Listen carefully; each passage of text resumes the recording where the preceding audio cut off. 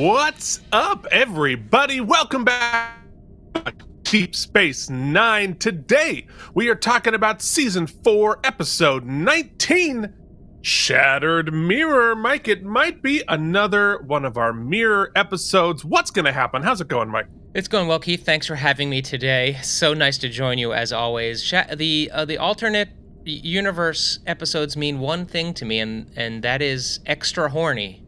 And this one did not disappoint. This did not super disappoint. Horny, super pew-pew. That's what we get. And like, somebody's going to die. Yeah, and I think we're 3 for 3 in this episode of those criteria.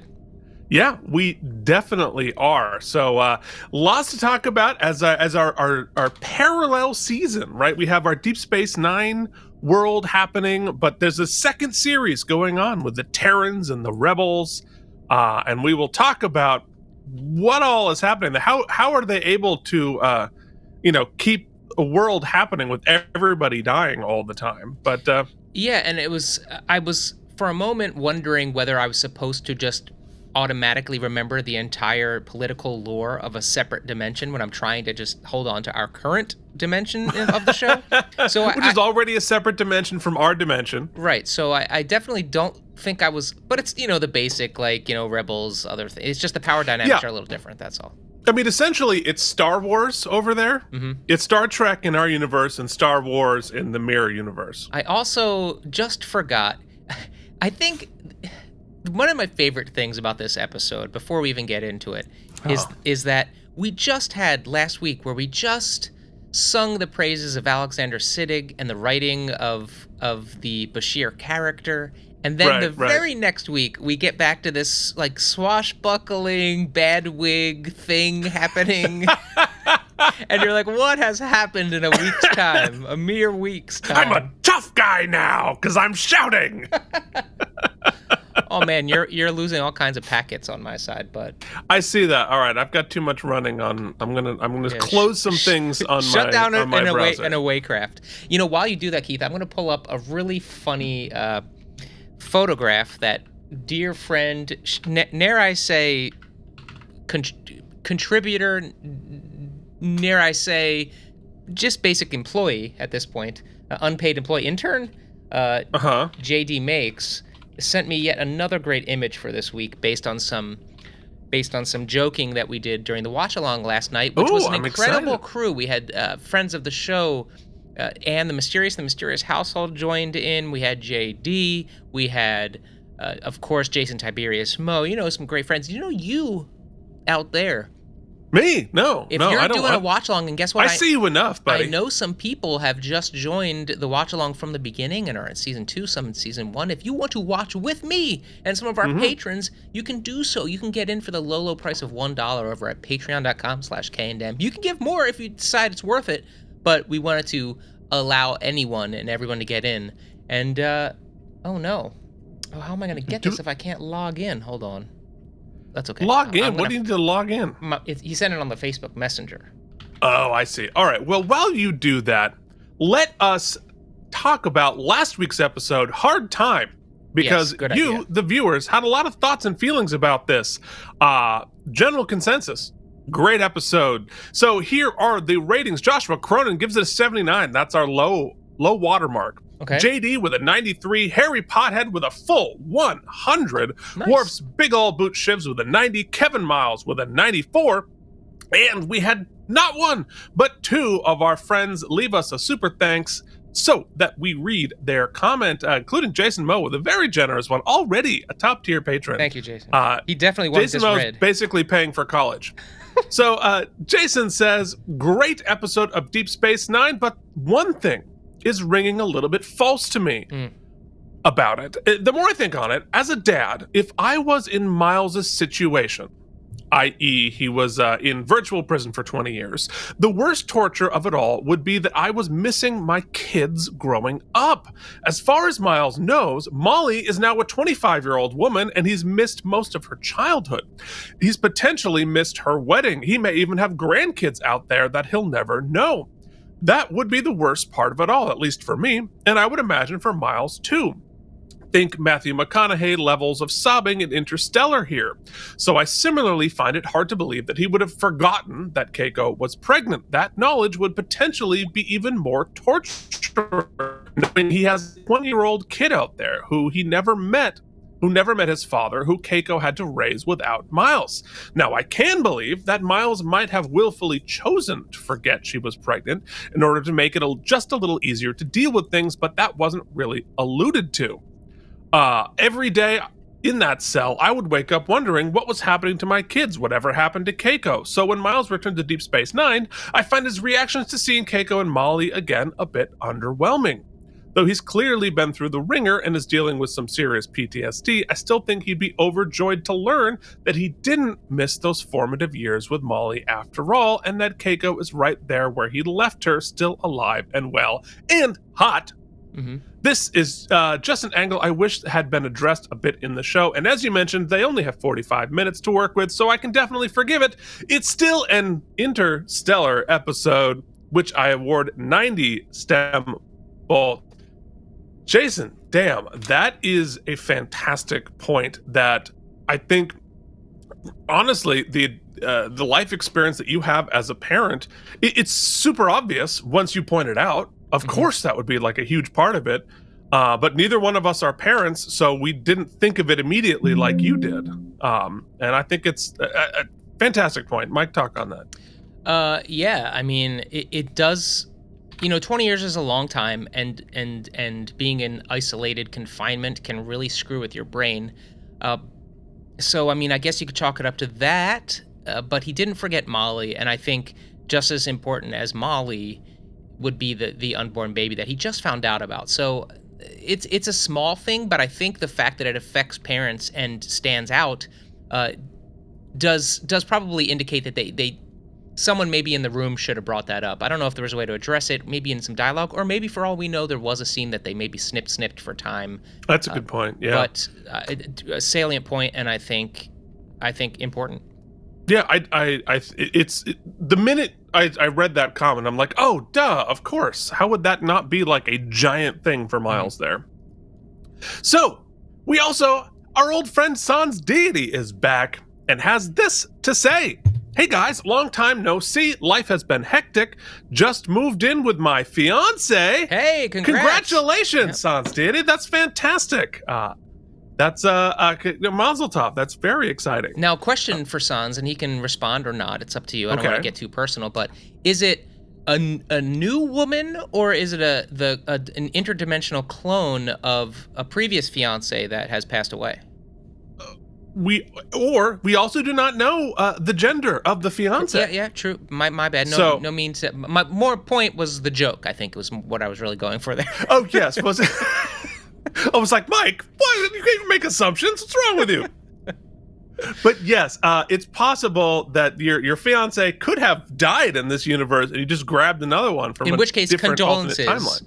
And then congratulations. Yes, congratulations.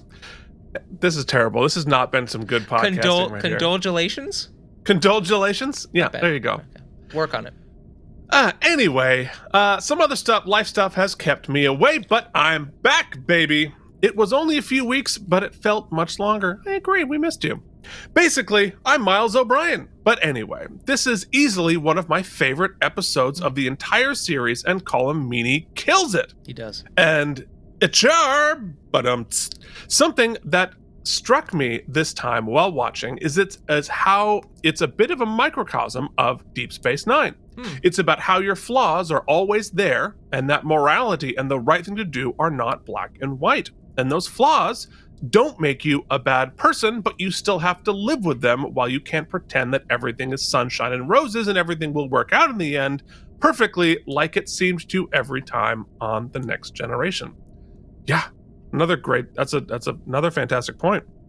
That is sort of the acceptance of your humanity is both key to Deep Space Nine, but also just humanity. Bad things happen to good people and they have flaws, but the best people, like our heroes, rise above it and grow. The image of O'Brien with a phaser under his chin is a great one. Obviously, Star Trek has dealt with the idea of suicide, but it's usually with a Klingon like Kern or Worf. himself in ethics on Next Gen, or someone is killing themselves for some more noble purpose. But this is a human ready to kill themselves because of the mental anguish is too much. My one complaint is that in a very un-Deep Space Nine type move, spoiler alert, this crazy experience has 0 follow-ups in future episodes. Boo. Agreed. But you're not the only person to say that. And one last thing, I know you guys, especially Mike, are Stephen King fans, so you may appreciate that Craig Wasson, who plays HR, did an excellent reading of November 26, 63, which is not just a date, it is the title of his Go Back in Time and Save JFK book. I very much enjoyed that book. And by the way, I want to throw some flowers his way for his really good, understated performance. This episode would not be as good without him. 96 self-sealing stem bolts. All excellent points. I did not listen to the audiobook of that one. I actually just read it, old school style, but really good, really fun book. There was an adaptation on Hulu, I believe, with James Franco, which actually was pretty good. So yeah, it was pretty decent. Obviously, the opening monologue by the guy from Deadwood is so freaking good. Amazing. Oh my God, what's the actor? Well, not for. I don't know. Well, just go watch the first 10 minutes of that just to see his performance of his reading that old story. Amazing. Anyway, shall we get into Shattered Mirror, Mike? Did you pull up the picture from JD? Yeah, I'll put it in the screening room. All right, very good. So, Shattered Mirror shattered our lives on April 22nd, 1996. Our ears were being shattered by Celine Dion's Because You Loved Me. Keith, nobody wants to hear me sing, it turns out. So I found a good friend of ours. That's why we do it. Yeah, I know. And it's not JD Makes. This is JK Sax. And you can check him out on JK Sax. 17,000 views says, you need to hear this.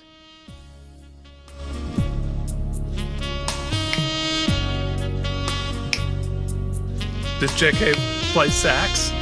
Yes, he's doing he does sax. He does. He's not gonna sing. He does just sax covers. Yeah. And he might be a staple on the channel. So let's get used. Oh, thank you, JK Sax. JK Sax, love it. Oh, this is really just giving me a great vibe here on. Yeah, incredible. On Tuesday afternoon. Well, the top movie was shattering the screens. Primal Fear in its 3rd week on the top of the charts. I need to go back and watch it, or watch it the first or second. I don't remember if I've seen it before, but there we were. If our movie screens were shattered and we had to go to these small screens, what would we be watching on TV tonight? Well, let me tell you, Keith, because I'm a stickler for this sound. I need to get my backgrounds back. There you go. Oh, we're back on the ship. Ooh, yeah. We lost power. I mean, life support goes out. The engines aren't going. There was a great scene this week, in fact, Keith, where they were out in the hallways and the ambient sound was pretty loud, but then they went into one of the rooms and the doors closed and you could hear someone, somewhere fading that sound out a little bit to make it... That's right. That would be Sean's job once we get to Voyager. Telling the story with sound. All important. Okay, so Second Noah was still on TV. We've talked about that ad nausea. ABC played something special, Murder 1, Chapter 21, Chapter 22. So that was like a special. This Fox was airing a great special, Keith, which they're still nailing. Fox definitely has a brand.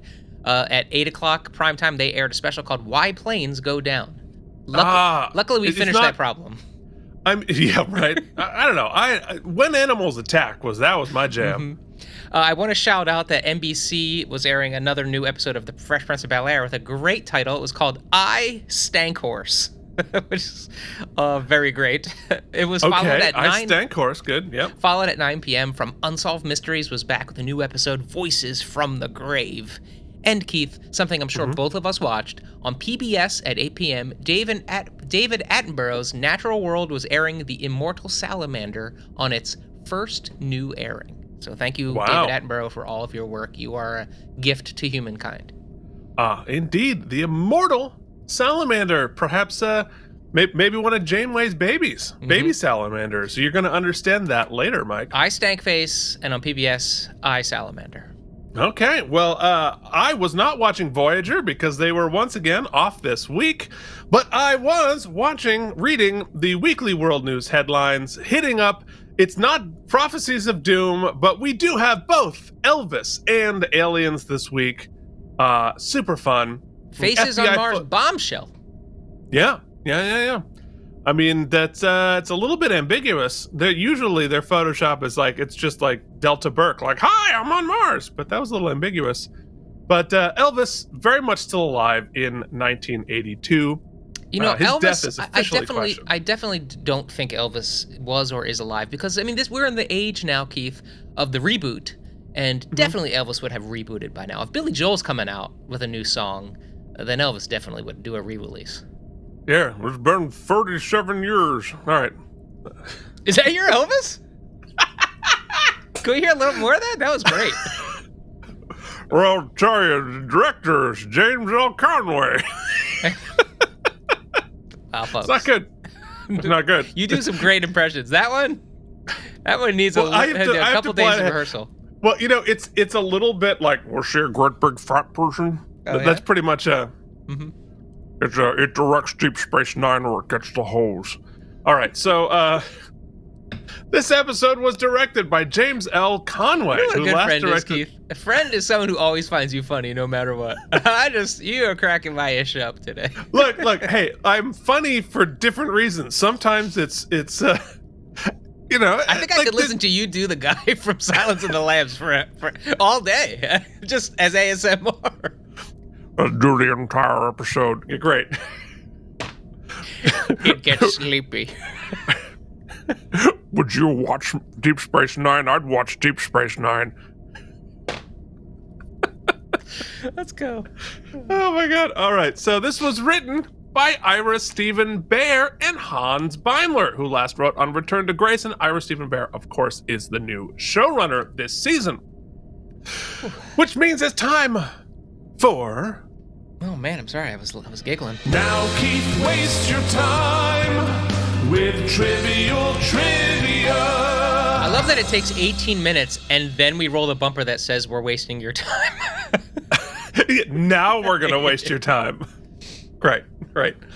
So, Aaron Eisenberg is a trained martial artist and did all of his own stunts for the episode. Which is very cool. I mean, definitely should he use does like that a hip more. Toss, right? That's what he does. Well, he gets shot. Oh yeah, right. So he gets zapped and has to do like the fallback, I think. The Mirror Universe version of Worf makes his first appearance in this episode. However, Michael Dorn was originally scheduled to appear as Worf in Crossover way back a couple seasons ago, but he was unable to do so because he was shooting the final season of The Next Generation at the time. But I think Worf is particularly well suited for the 100%. Mirror Universe. All right, you've already talked about it a good amount thus far, but you should very quickly introduce our very important patrons. Keith, every week we waste a lot of your time, but also some of you like it, and those people who really like it donate to the show and also get some free cool stuff, and you can do the same by joining the Few the Proud, the patrons. That's Bryant, Kimball Beersock, Casey Clark, Jason Moe, Peter Bank, Frank Rinch, Joshua Cronin, Andrew Hayes, Jorge Navoa, and the Mysterious Worfs, Big Ol' Boot Shibs, Charles Babbage, Harry Pothead, CRM Productions, Nikolay Ivanovich Lobachevsky, Delusions at Noon, YouTube viewer James Hubbard, Chesley Anguished, who was very kind to me. I apologized, I sent him a note, apologized for misgendering as Chelsea last week. Keith, not offended, definitely says it happens. JD Makes, Colin Dagan, Chris Mitchell, CRM, Pat, Joshua Cronin, JD, Lutz Kremer, and Wyatt Eldridge. You want to get your name on the slide? You want to get your name read and butchered by me? You want to get some free stuff? Keith, we had some conversations about what our next family picnic is. I think we're going to watch one of the next Trek movies. We have some options. We're going to decide and post a poll for the time. So if you want to get in before we do that and watch along with us, patreon.com/K&M. But, Keith, there is controversy. Oh, okay. We got a new patron this week. They didn't make it to the slide, but it's not just any patron. It is the chancellor of the entire empire.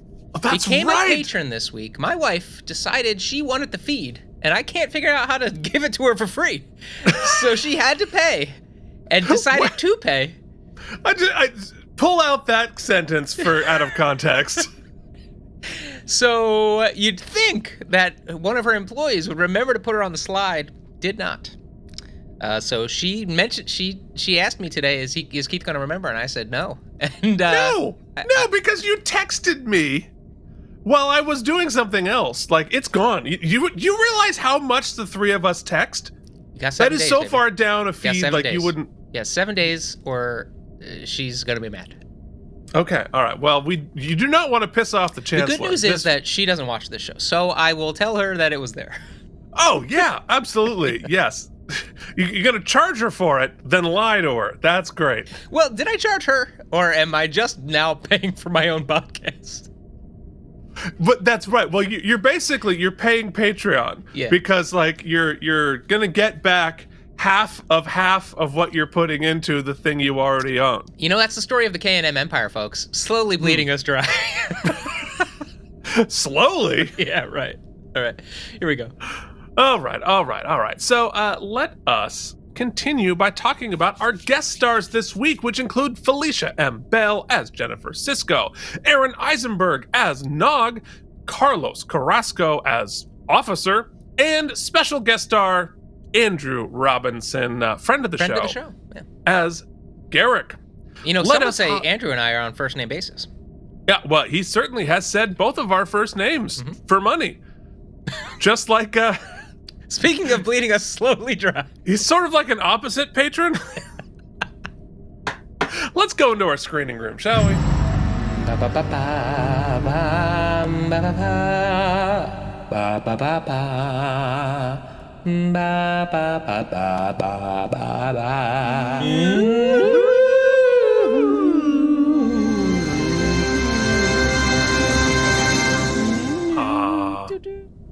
So much fun. All right, so Mike Ian, should never sing. Mike should never sing. Let me tell you, the vitriol that you take on all of our various shows for your singing as a professional singer. It brings me a lot of joy, actually. You get paid money to sing regularly, but the internet is just gobsmacked. I will, to the internet's credit, I have a character I do at home for myself and for Jen and on the internet, which is this like weird voice I do, and that's how I sing on the show, and so it is annoying. I purposefully so I take no offense by it. Oh, Mike, we know you're annoying. Don't worry. That's been said too. The guy with the hat on our other show, Keith and Mike look at Star Trek toys. So we get comments all the time. It's like, hey Keith, great show. You should drop the guy with the hat. Drop the guy with the hat. All right. Before you all drop us, let's get into the episode. So we begin with Jake, who has writer's block. So he's people watching on the promenade, near where he and Nog used to hang out. Odo comes up, and Jake thinks he's about to be thrown out, but Odo says, hey, you're 43 now. You can stand all you want. Besides, the problem was usually your slightly shorter buddy with a big mouth mic. Yeah. That's why we moved you on. Drop the guy with the big ears. Drop the guy with the big ears. Yeah, exactly. Also, he looks 40 now. Jake is, he's grown another 6 inches, because he's not in every episode, obviously, so... He's a part-timer. So then Quark comes up and probably accurately points out that Jake is there because he misses Nog. And Jake walks back home annoyed. Quark says... Great beat, though, because I thought... Yeah, he's so good, man. He's just so good, Shimmerman. Because as he sort of, like, talks about how Nog is wasting himself and he lost a good waiter and all these things, you can just sense by the tenor of his voice that he's really expressing that he misses Nog, too. In his way. Sure. So great. Sure. It is remarkably emotionally aware that Quark knows exactly what's going on with Jake there, and like he's much more keyed into what people are feeling than you think he is. To the strength of DS9. Speaking to one of the comments we had earlier, you know, it takes balls to do a whole episode about trauma, right, and PTSD, and then follow that up with albeit kind of campy and horny episode about loneliness and loss, right? Yeah. It's really just something, whereas I think, and I haven't watched the entirety of Next Gen, but I think what people are saying is it was very much for people who needed a very black and white, good guy, bad guy, good guy wins at the end type of episodes. This is much more into the emotional nuance, baby. Well, have you seen that meme that's going around with the picture from Wednesday, the TV show? Yes. It's like the blonde girl, like, I'm Next Generation, and Wednesday's like, I'm Deep Space Nine. That's I think that was very accurately put. Anyway, Quark says, hey, that's what you get for having friends. Just when you think you can count on them, they go off and leave you. Nah, you're much better off without them. Odo says, I imagine that's why you don't have any friends. Look who's talking. Savage. Of course, like, they have the most loyal of frenemies in each other. Mm-hmm. So Jake walks into his quarter to find his father chatting with his dead mother. So that is a bit of a mind fornication that poor Jake is going to have to deal with for the rest of the episode. And a great teaser cut, too, because really could have gone either way. My expectation, which was subverted, was that he was going to be all kinds of either moody and or upset or respond negatively in some sort of way. And I love that. I think that was their expectation, is most people's response, or what they thought people would think. Because when they come back from the teaser and he just instantly goes into this beaming smile, I think it is really effective.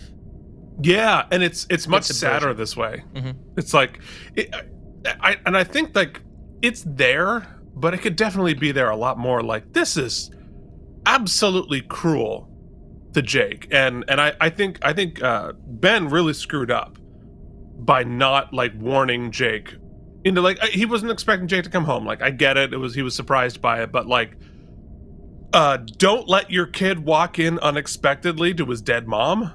Yes, and I think that, I think probably parents and friend of the show, dear to the comment earlier, would say, hey, like his parental override there would make him think that. But let's not undercount his own internal conflict, and also, not just internal conflict. He's got a lot going on hormonally and mind. Like, there's a lot going on for Ben here. I think maybe got a little confused. For both of them, but this is not his first interaction with her, because they met before. So anyway, I was like, oh my God, Jake. I don't know. I think it'd be deceitful to not let him know that he knows of. Oh, no. I don't mean like pretend that she's not there, but just like, hey, Jake, heads up. Send an email before you get home. Like, just so you know, your alternate universe dead mom is here. So like, fair. Send a text, man. Send a text. Yes, send a bro a text. I think that's what I'm saying. So in Act 1, Jennifer and Cisco explain who she is to Jake. She's from the Mirror Universe, and Jake is excited to meet her. And we find out there's good news from the other side. The rebels have retaken Tarek Noor. Cisco is called off, but he leaves Jake and Jennifer to have the most awkward conversation of all time. Here, the perfect encapsulation of their internal feelings right now. Maybe? Mom! All right, so that's where we are. Yeah. For now. And then he just leaves Jake with her for 3 hours. So Cisco finishes his meeting. He returns home to find that Jake is no longer on the station. Maybe don't leave her with the evil Mirror Universe version of your wife for 1,000 different reasons. So Jake has been abducted to the other side. And however, she left a gizmo that transports you back over. A gizmo that looks exactly like a lightsaber? Because we're going over to Star Wars. That's true. In fact, Andrew Robinson and Worf if that's not a subtle, if not so subtle, homage or call to Jabba and Leia, I don't know what is. Yeah, it's one big S&M game. Mm-hmm. Like, let's all be honest about what's happening here. So, anyway, Cisco, Kira, and O'Brien tried to beam over to the other side, but only Cisco goes. He's greeted, because he's not invited, he's greeted by Mirror O'Brien, who holds him at gunpoint, and Jake has been taken hostage. You know this was going to happen, right? Mm-hmm. Somebody shows up from the mirror universe. They're going to abduct you and take you over. This has happened like 4 times already. Yeah, we just thought. I guess the subversion is that we thought we were with the good guys. Oh my god! I finally saw it. Kara Kesleya. Oh my god, that's fantastic. We'll get to that. Mm-hmm. We're definitely going to get to that. So in Act 2, Smiley O'Brien is now in charge and sits in Mirror Cisco's office. He explains they lured him over to help with the Mirror Defiant. Smiley stole the plans from Cisco's universe and built a copy, and he needs Cisco's help to make it go. Maybe put a better firewall so that someone can't steal the most important battle warship in the quadrant. Mm-hmm. In 10 seconds without you noticing. But so they have 4 days to fix it before the Alliance tries to retake the station, before Darth Worf takes over. Help us and we'll get you out before the battle begins. Then Mir Bashir comes in with a terrible wig and punches Cisco because he owes it to him from a previous encounter where he punched him. They go to Quark's and they find Mirror Nog in charge, since Mirror Quark and Mirror Rom are already dead. And of course, like Jake is like, everything's great. This is great. They've got Dabo ladies, and my buddy is there, and my goodness, Jake is enraptured by all of this and doesn't feel the danger.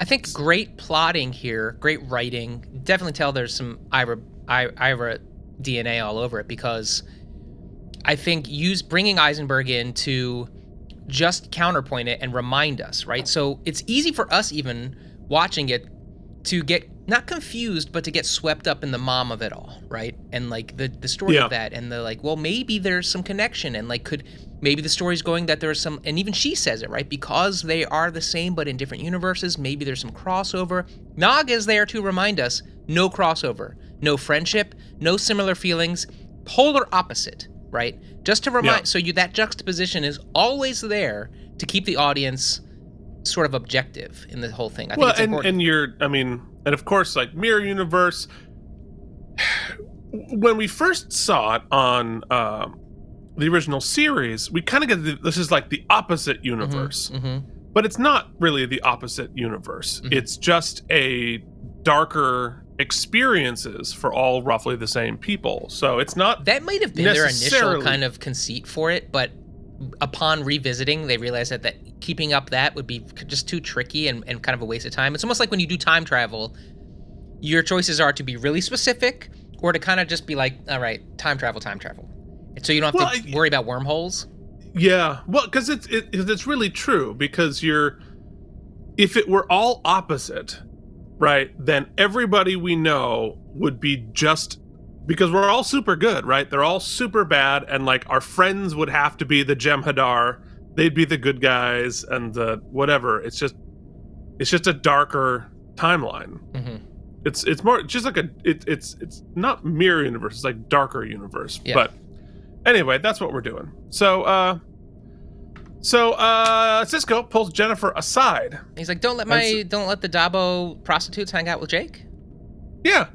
And Jake's like, this is great.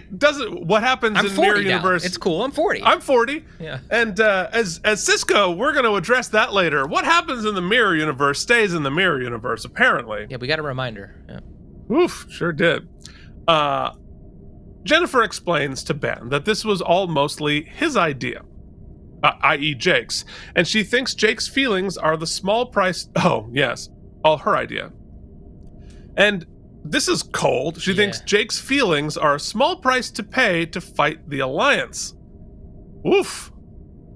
Which made it clear. She made clear already. I mean, by kidnapping him, so... Like, I'm going to kidnap him and break his brain for my purposes here, but then, like, at the end, we're all going to be, like, totally fine and really sad that she's dead. It's very confusing here. Making the choice is making the choice, right? Her point here that does ring true, but you have to, like, bend everything else around it, is she's like, hey, you made me join the Alliance, or the Rebels. Right. And in their world, it's everything's life or death, right? You either win or the Empire is gonna squash you. So if you need their help and you're willing to go to the lengths of kidnapping, then I guess what are some emotional feelings, right? It's later when she's like, oh, maybe we could all live happy. You're like, what? You can't go back. You can't take it back. You can't put the genie back in the bottle, baby. Yeah, that's true. That's true. Meanwhile, I just don't understand why Ben isn't more pissed. Well, I agree. Like he goes along with a lot of this really easy. Yeah. And then decides to, well, we'll get there, but like this just like, and then when he gets out, he's like, nah, let's do Last Starfighter. Yeah, there's some strange choices made by, it's almost like we get Mirror Ben, even though he's Prime Ben. Anyway, I mean, so if I can like just kind of fix this in the beginning so that we don't get. If that opening teaser, if we go with my original, is maybe he's the allure of the adventure and the wife of the allure of the alternate universe must be strongly pulling on Ben for him to kind of acquiesce so easily. So let's just put him under a spell while he's there. I get it is a mind F dealing with Jennifer too, right? But like it's not the holodeck. It's not just the Gen of it though, right? So like imagine alternate, so if we are to understand that there's a little crossover with alternate Gen and original Gen, then there must be a little alternate Ben inside of our Ben. So like maybe the pull of the Kira, because remember when she gets up to his ear and he was so swashbuckling and adventure-y over here, maybe he's just like, I don't know, I'm trying, man. I mean, yeah, but like for me, I mean, he can bang indiscriminately over here, friends. I mean, he treats it like a holodeck for sure, and like I get it, like this gives you a chance to like bang all your friends that you're not allowed to in real life, right? But that's like, but I think the difference for me is Jake's there. And Jake's having a great time. But like, if you brought my cat Charlie. Mm-hmm. To like a dangerous universe where he might die all the time, I'd be freaking the F out. Yeah, I mean, they do play it like they went to Cabo on spring break together. You know what I mean? Yeah, it's not spring break. It's more I don't know, like war-torn. People are dying right and left. You've seen yeah, you get to bang one of your friends. You've also seen multiple of them vaporized. Like we can only do so many cast members in this because they're all dead. Yeah. Anyway, meanwhile, on a fleet of Alliance ships, a chained Mirror Garrick is taken to meet the Regent, who is Mirror Worf. Dorn does a great evil Worf, and Garrick is basically just Garrick. Well, my pitch before I had seen this scene was that it'd be great if this, in this universe, once they built a Defiant, like a vagrant Worf begins squatting in it so that it kind of parallels our universe. Hilarious. Yeah, but this is better choice. I've got squatters' rights. So Garrick was the only officer to escape when the rebels took over Terek Nor, but the intendant, i.e. Kira, was captured. Garrick says, your fairness and good judgment are everything I heard it to be. Believe me, my regent, it will take the blood of many rebels to quench my thirst of revenge. Spoken like a true Klingon. And then Andrew's take on "I'm trying" made me laugh out loud. Yep, LOL. Meanwhile, this whole thing with Garrick and Worf is one big long sex game. Man. The whole episode is one big long sex game. So in Act 3, on Terek Nor, Mirror Defiant is being refit rapidly under Sisko's supervision. So I think it's important here to mention, Keith, because we've seen some good effects, but the effects in this episode are better than anything we've seen, from the composites to the lasers to the thing. Someone in the chat had postulated that this is around the time when they switched FX houses to digital. Well, I don't know if I don't know that they switched FX. They very well may have, but I know that this is we are crossing the digital divide here. So that started, I believe, at the end of last season. We started switching, but this is all now. These ships are digital, and what we're able to do in those battle sequences are just never conceived of on original or next gen. I mean, you just go from some of those Odo gooing shots from earlier seasons, and then you show this, and you're like, oh, it's the same show? For sure. And the Odo gooing is always going to look like the Odo gooing because it has to be consistent. But what they're able to do with the movement of the ships and the ships interacting each other once they switch to digital from practical is completely different. Mm-hmm. And the final sequence of the Defiant zipping around and through these things never would have been possible before, and it's really cool and something that we are playing with in the mirror universe. But when we get to it in the regular universe, it is jaw-dropping compared to what we've ever seen on Star Trek before. And it allows it to live in both worlds, right? Whereas Trek usually kind of maintained a more sort of, it's about the problem solving and the storytelling rather than the action. Well, if you can do both, why not do both? You can do both, yeah. And since we're basically Star Wars over here anyway, go for it, right? It's going to be much more exciting when it's in our universe, and the stakes are different. It matters. The stakes are different, but it's really fun to see that they can do it now. Anyway, so Mirror Dax comes in and slaps Sisko for making love to her under false pretenses, which is a pretty damn legit reason to be mad. That is just flat out unethical.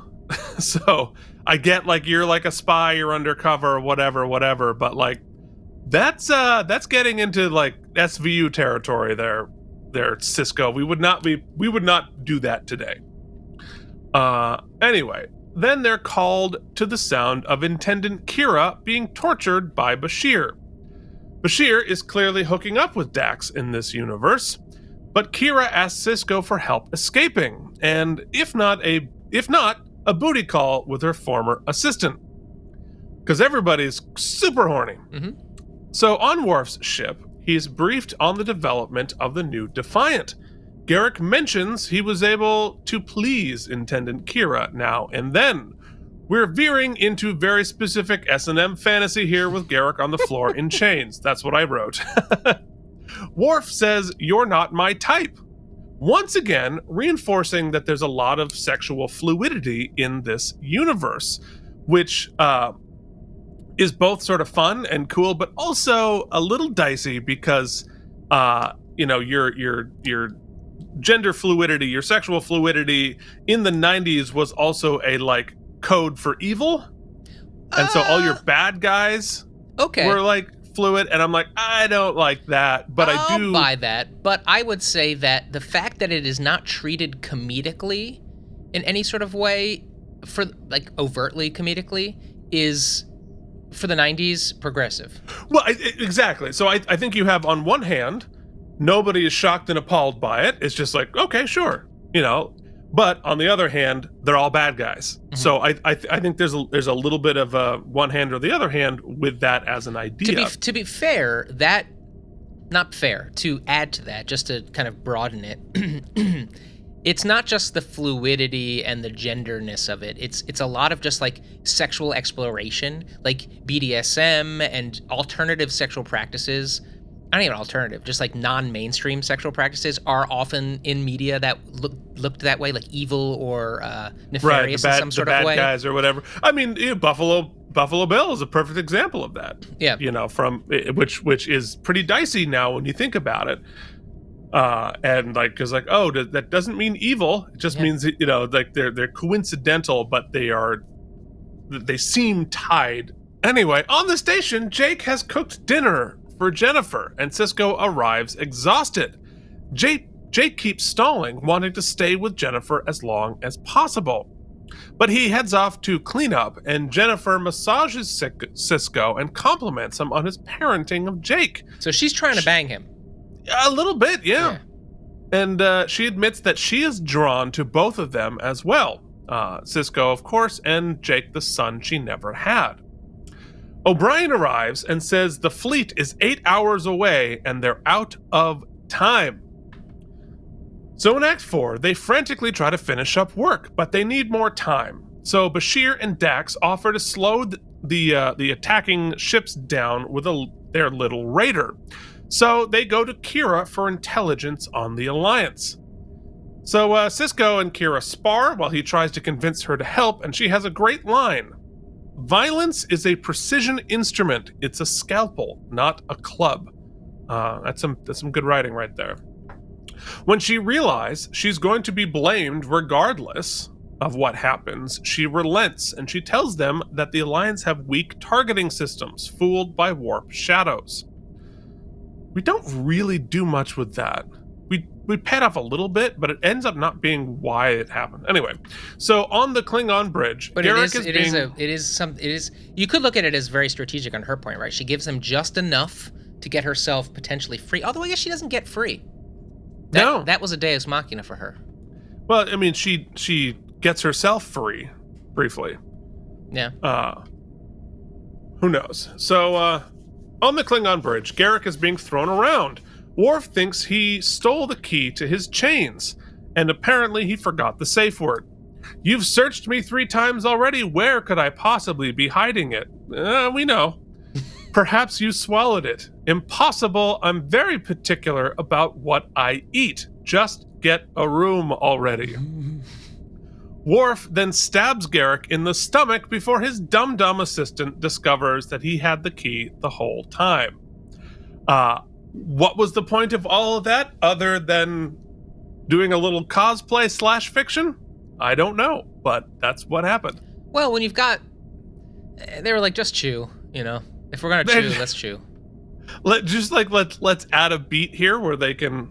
We all know what's going on. Like, Garrick's not even in prison. I don't even think it's thinly veiled. No, it's just flat. Yeah. But, 1996 me had, teenagers oh, wow, what a tough guy. And yeah. I'm like, oh, I see what's happening here. Anyway, they see 6 rebel raiders on their sensors, but we find out it's just Bashir and Kira in their single ship trying to fool them with fake warp signatures. The battle begins and the Alliance shoots wildly. Back on the Defiant, Jennifer comes in to help. Now, got like a big old wormhole here. Because as we've reinforced multiple times thus far, we are on a ticking clock. Mm-hmm. We have to get this ship fixed before we go and get obliterated. Sisko hasn't slept. They're frantic. The clock tick, tick, tick, tick, tick. And Jennifer just now reminds us, she's an engineering genius. But she was hanging out, eating dinner with Jake. It wasn't helping in the desperate rush to get the Defiant going important to her at all until now. Which is craziness. I believe that is a great wormhole, Keith, and I'm going to expound on it when we get to the wormhole section. Okay. She says that she has now told Jake the truth, that she was only there on a ruse. But he didn't care because she reminds him of his mother. Ugh, poor guy. She says she's going to send Jake back to the safe universe. Oh. And nice of you to think of that now. Like, Sisko's already here. Jake should have been gone a long time ago. Yeah, her journey made no sense here because just now you're feeling sorry you kidnapped him? Like, what changed? Having dinner a couple times? Nah, something doesn't... Maybe rubbing his shoulders and thinking... I think maybe I could maybe explain that when she allowed herself that fantasy, right, when she's rubbing the shoulders and she starts to think out loud about, well, my husband's dead, I didn't get to have this world, but it exists, so maybe you could, fill that void, and she realized at that point her maternal instincts kick in, and she's like, wow, I just kidnapped my son and put him in danger, I should let him go. Maybe, but that's a run around the block. I think perhaps in the universe that she lives in, so much interaction is so transactional and so, survival based. But Jake Sisko is so painfully sweet and open-hearted that I think she just she hasn't really dealt with somebody like that in her universe. So anyway, in a roundabout way, she asks Ben if she would ever be into her. And he says, no. Harsh. Not under the context. No, you're right. You abducted my son and brought him into a war zone. Yeah. Okay. So on the mirror promenade, I mean, Jake, if you want to play that card, Yeah, well, it's just abducted me, brought me into a thing that was about to be attacked by by Darth Vader, by Darth Worf in like 8 hours. So on the Mirror Promenade, Jake is standing in Jake and Nog's spot when Mirror Nog comes up to chase him away, much like, Quark did. This Nog is not friendly, and Jennifer comes up and calls Jake away. Meanwhile, Mirror Kira tries to seduce a one-eyed Dennis Madelone, and he points out, "You sentenced my wife to death." Kira says, "Isn't that a coincidence? I was hoping you weren't married." Hilarious. Everything Kira does, every alternate character she plays, incredible. It's just a great line. It's just really well done. Then Mirror Nog comes in and rescues her. "Wasn't aware we were on the same side." And Nog says, "You killed my father and my uncle. Thanks to you, I own the bar." The Klingons have arrived and they're starting to attack the station. O'Brien is getting ready to launch the Defiant. You'd think maybe they would have launched it before, but he convinces Sisko to take the chair and command the ship in the attack.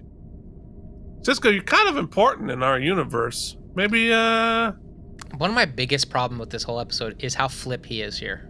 It's like he thinks it's the holodeck. As he's weighing it, they give him a beat. They give him like a full 12 seconds of this beat to think about it and make the decision. But it's with that smirk on his face. It's that, like you said, it's like it's like a buddy at the arcade being like, "Come on, one more round of Street Fighter," and he's like, "No, okay." Yeah. But why does everybody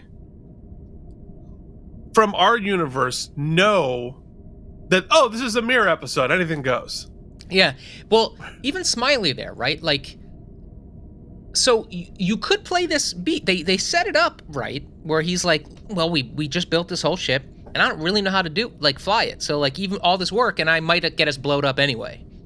Right. Well, then that is worth been considering. But the way he does it is kind of jokey, and it's a little bit like pulling my leg, and you're a little "Come on," it's weird. It's like, are there stakes here or aren't there? That's it. We'll talk about that later. But stakes is where the episode kind of bottoms out for me. But yeah. Anyway, meanwhile, Kira and Nog head for the exit to escape under the cover of the attack. And Kira, of course, kills Nog, so he won't tell anyone. Not a great survival rate for Ferengis in the Mirror universe. We're running out, so write them out of the future episodes. And then the makeup team is like, "Sweet!" Yep. Then Jennifer and Jake run into Kira, who holds a phaser on them both. Uh-oh. So in Act 5, the battle rages, and the Klingon ships are chased by the Defiant through and around the station, which is super cool looking, but doesn't the station have shields?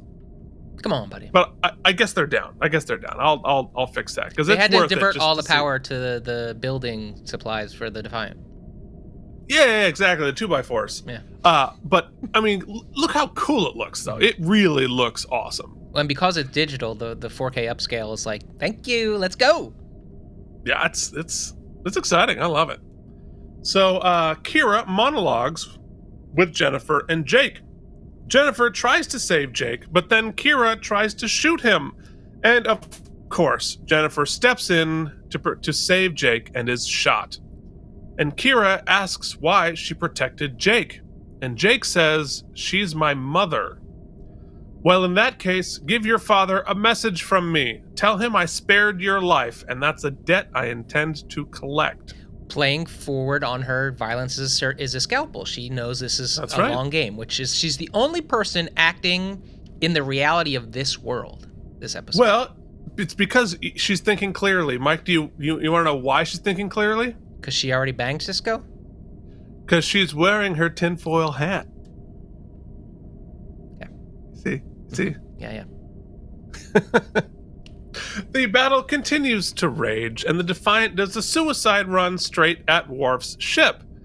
Sisko takes the helm. He flies around the giant ship like a gnat and dodges fire. It goes down the chute at the end of the Death Star. That's right.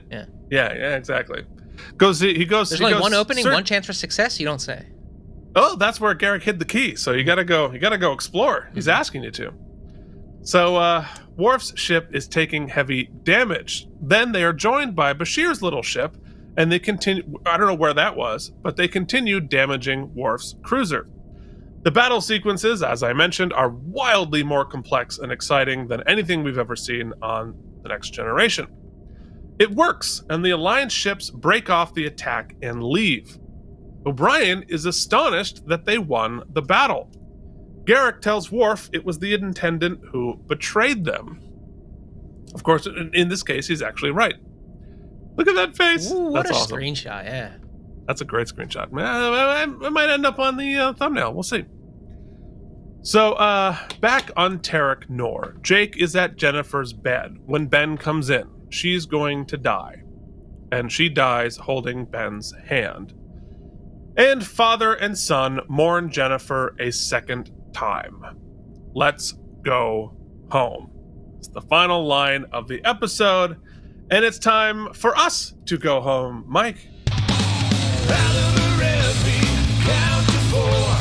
AlamarEmmys, then one more. AlamarEmmys, it's AlamarEmmys time! Okay, Mike, let us talk about wormholes in the plot. We've identified a few, but I think we've got a fair amount to talk about here. Yeah, I mean, wormholes, I usually, we unless they're glaring, they don't usually bother me. But when it's clear to me, in retrospect, that something happens just for production standpoint, clearly, instead of making the plot make sense, it starts at the very top here, and so I have to mention it. I get it. I get why Kira and O'Brien don't beam over, because then they'd have to do shots where they're both playing two different characters, and Yeah, sure. But, like Keith said, if the whole conceit of this episode is that they're trying to build this thing as fast as humanly possible, why the hell wouldn't they bring over O'Brien and let him in? They could use 2 O'Briens working on it, along with Ben. They could have done it in half the time, and then we don't have to kidnap everybody. I mean, I guess they would say they don't have leverage over him, but like if they leverage over Cisco will say help him out. Yeah, well, if it's clearly they have control over the transporters, so why don't you just let them beam over and then don't let them beam back until they do the thing? If you really want, I mean, like, it ain't that hard to figure out. Clearly, it's like they have all of this technology, all these abilities, and the only thing they think can help them is Cisco. I mean, Cisco is very useful. Like, I'm sure they have other things in the arsenal. So then, along those same lines, wormhole-wise, plot-wise, would be, okay, if Cisco at the end is going to be so willing to not only build the ship, but then pilot it for them and do the battle, why did they need the leverage of kidnapping him in the first place? It seems like he's pretty game. I mean, yeah.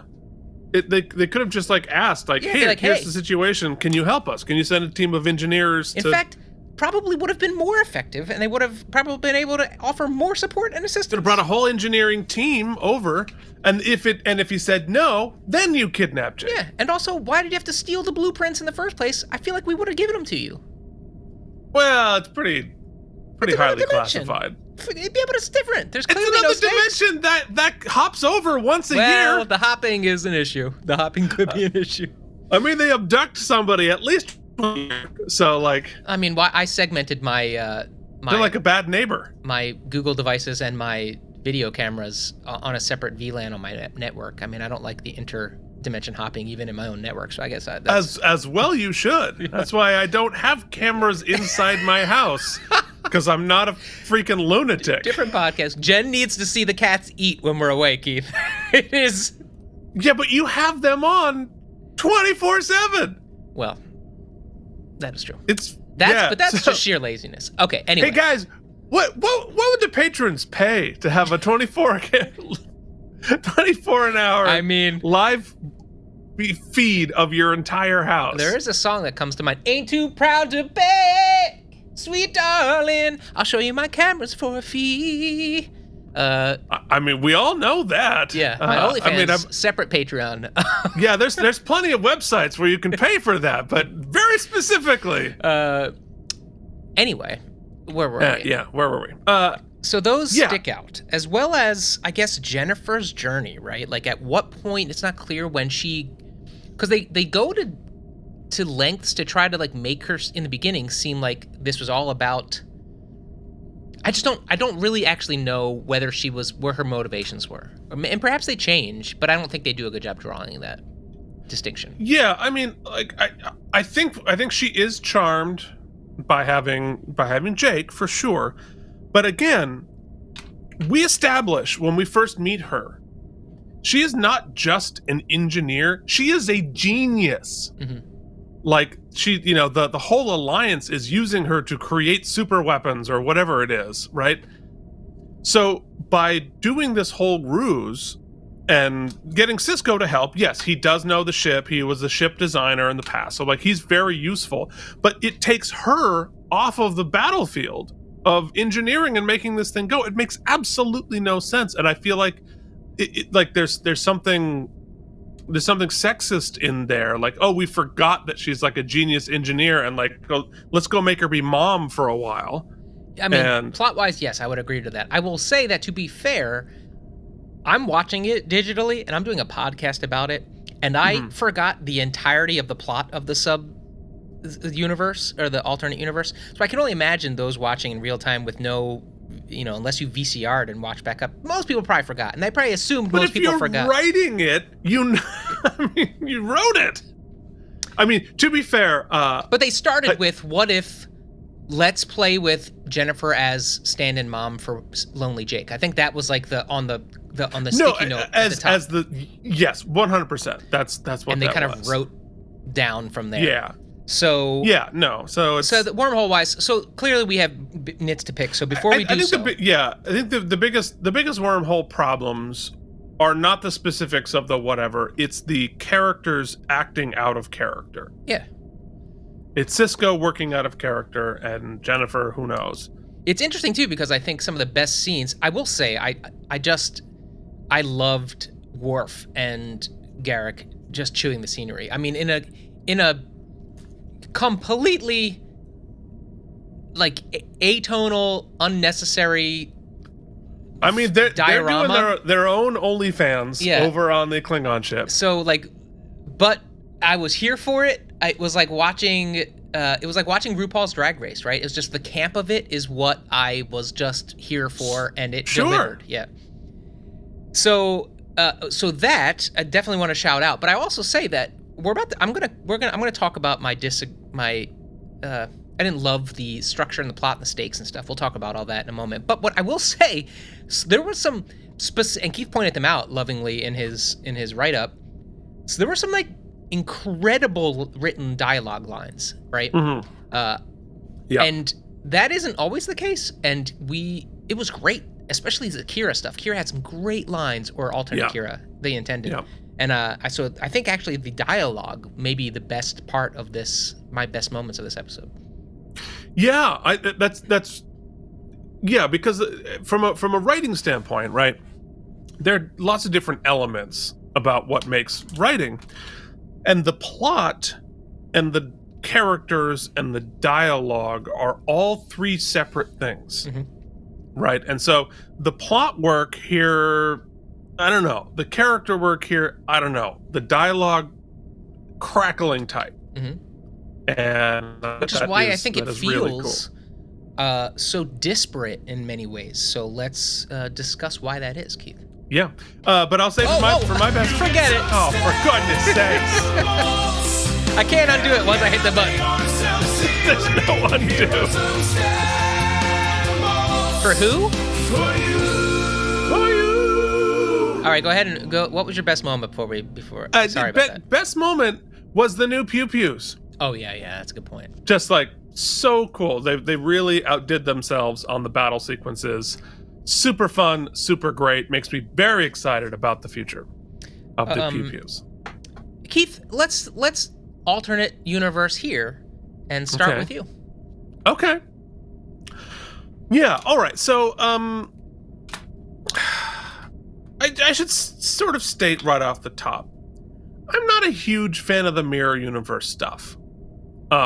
It's not that I don't enjoy the camp of it. I do enjoy the camp of it. I enjoy the, like, you know, what the hell, let's do crazy stuff. I enjoy people being able to like choose scenery and do different versions of their whatever.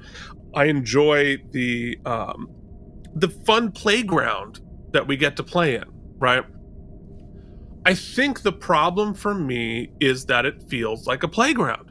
Mm-hmm. And so, you know, people are dying right and left, so you feel like the stakes are high. And it's, you know, especially the first one I think was the most successful because it felt dangerous and confusing. It was dark, it was seedy, the stakes were like, oh, are we actually going to survive? Are we going to be able to escape here? And it was like, we're trapped in this dark universe and we need to get out. Well, as we moved on, a couple of things have happened. One, getting back and forth, whatever, we just gizmoed that away. It's nothing to be concerned about. Nothing, it's not a challenge anymore. And we nerfed the sort of stakes. Not necessarily that the stakes aren't there. People are still dying right and left. But we nerfed whether our heroes particularly are concerned about that. And so it's, as a result, it doesn't feel real. It feels like this weird, it feels like cosplay. It feels like a fanfic as opposed to something that has any reality. So then it doesn't really matter, right? It's like you're playing the zombie version of Red Dead. Like, okay, sure, it's kind of fun, but like it has no bearing whatsoever on the rest of the game or any of all the character work that we've done here. And I think that the Jennifer Sisko thing, I think, is a really interesting idea, right? And the first time we met here and in their interplay with Sisko and Jennifer, they're trying to figure out, like, how do I relate to this person that is my wife, that isn't my wife, that is whatever. And you have the subterfuge angle of like, I'm pretending to be not, I am, whatever. I think it was all more interesting as a concept. In this episode, I just think the execution isn't very good. Like, and so the Jake of it all, it should be like giant emotional stakes for Jake, but it's not really. He doesn't really have much agency. He also like is not able. He goes like goo for somebody who looks like his mother but isn't, and like Jake is smart enough to make that distinction, and he clearly doesn't.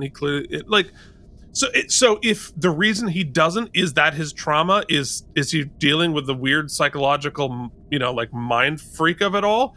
Yeah, okay, so tell that story. We didn't really tell any of those stories, so none of it really mattered at all. And so at the very end, we're closing this shot where we're supposed to be like, oh God, our hearts are torn out for these people who have to mourn their mother a second time. I think that's, you know, like if you pitch me, Jake meets alternate mother, at the end she dies, they have to mourn mom again. Or he's given the opportunity to mourn. He didn't really. He's given the opportunity. Yeah. Absolutely, yeah. Is this a healing process? Is this return? I don't know.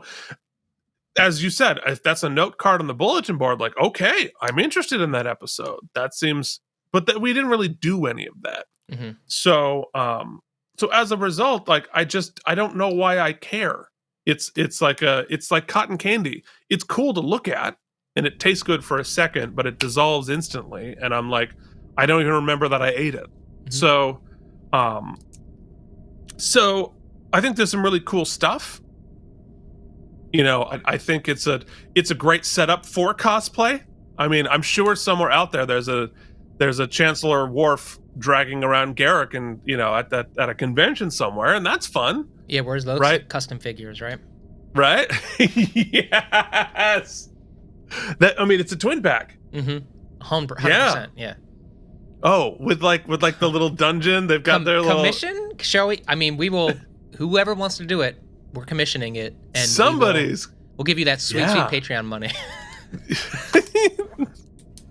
I mean, yeah, it's like one of those like dirty anime figures. Anyway, so what does it all add up to? Like, it's a lot better than a lot of the boring episodes. It's not boring, and it is sort of fun. So I don't think it's like bad. I just don't think it rises to the level of like good Deep Space Nine. It's sort of like, okay, yeah, we did it. It's not one of the better mirror universes to me. personally. So at the end, you get a 71 from me. Cool. I'm in this. I won't restate a lot of what Keith was saying, but I will point out a point you made that I think is just excellent. It's so, video games have dealt with forever a thing. I believe it's called narrative dissonance, narrative and mechanical dissonance. Basically, in a lot of open world video games, the first 1 hour is very strong. I'm going to use an example from Fallout for an example. This is from Fallout 4, but it goes to many different games. Keith, you wake up. There was going to be a nuclear explosion, right? And so they put you in a pod, and basically you're cryo frozen for a period of time until after the fallout of this nuclear war. And they're like, it turns out everyone's dead, but your son is alive, and he's out there somewhere. And so you're like, I got to go find my son, right? That is huge. Right. But then, like, within an hour of being released into the open world, you're like, or I could collect flowers for like 16 hours. Or maybe I'll go start, I might go over to Fenway Park and like start a small business for a little while. And then and build a base. And you're like, wait, your son, you got to go get your son, right? That's open world games, right? You have to find a way to like have this really driving plot, but then you have to kind of suspend your disbelief as to why you're not just constantly, you want to go play in the sandbox. I'm not sprinting to the next thing constantly, yeah. Now, there's an old rule about stakes that would say that, well, it's not interesting if it's like playing poker with no real money, right? Well, then you just go in all the time, right? There's no fear, there's no risk. It's funny because they even did that in an episode where we saw, it is going to be a holodeck, our man Bashir, but we have to put in the stakes that, if people die, they really die. Right. I'm here to say that in some circumstances, I think if the stakes weren't so high, it's okay. Like if this episode was not, everyone's gonna die, Jake's gonna die if we get pew-pewed, it would have been better for it. Like, what if there's another reason? Like, we have a week off, and instead of going solar sailing, Jake, there's somebody I want you to meet. And so we go over to the alternate universe, and we explore some of these themes, and we get to play in the camp. It didn't need the stakes, the fake stakes, because we can't have both things. We can't be campy and have fun and also almost die all the time, because one of them is going to suffer. Or in this circumstance, both suffer a bit. Yeah. Dissonance. I think that's a good way of putting it. Yeah. Because Cisco specifically is way too smart to... I can buy that he fell for this, quote unquote, but it doesn't make any sense that they would have to trick him, right? As he was the one who sort of like helped them get to this place. Also, I think it's really sort of evil, the manipulation that she uses to get him there. And then they kind of write it off, and we're supposed to feel bad for her at the end, and the thing about the mom, and you're like, what are we trying to say? None of it makes any sense. Yeah, well, he's so cavalier when, like, the Cisco we know, you abduct Jake, and you bring him to a war zone, he doesn't give a shit about anything other than getting Jake out of there. Right. And instantly. like Jake's off playing with the Dabo girls, and then he's having a picnic, and then he's just like, and then when they do release him at the very end, you'd think he'd be the one to be like, well, then I'm going to make sure Jake gets on that transporter. But instead, he's like, nah, I think I'm going to play. I'm going to go play pew-pew. Yeah. Makes no sense. It's just... Cisco would be like, I'm going to blow up the station in 10 seconds if you don't get my son out of here. I'm going to murder people. I'm going to whatever it takes. And since you brought up Jake, I will say I also think Jake Cisco is way too smart for this too. Yes, he's probably emotionally conflicted, but there's no way he's not smart enough to try to... like you said, they removed all the agency away from some really smart characters. I think that Rom actually had the most... or Nog had the most sort of consistent... He made sense, right. And Kira. Nog and Kira made sense, yeah. But they were so small. I would say the B plot with the Worf and the Garrick stuff was fun, but seems sort of to stand out because it's not in the same universe, right? Like, their stakes don't seem to be as high as the danger. You never feel any danger. Right. You never feel concerned for anybody. Are entirely feigned. And Yeah. that's a problem. Yeah.